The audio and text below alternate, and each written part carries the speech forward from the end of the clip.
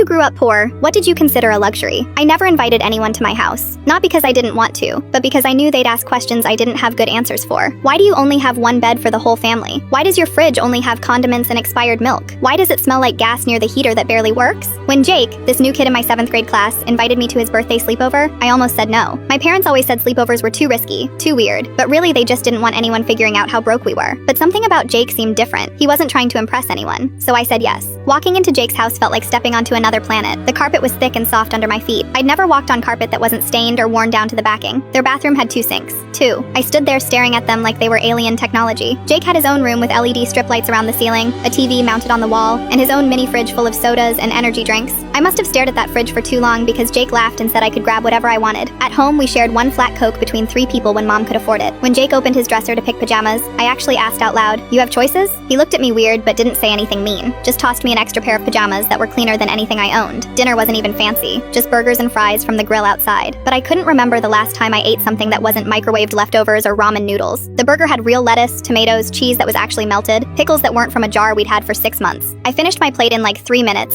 and then just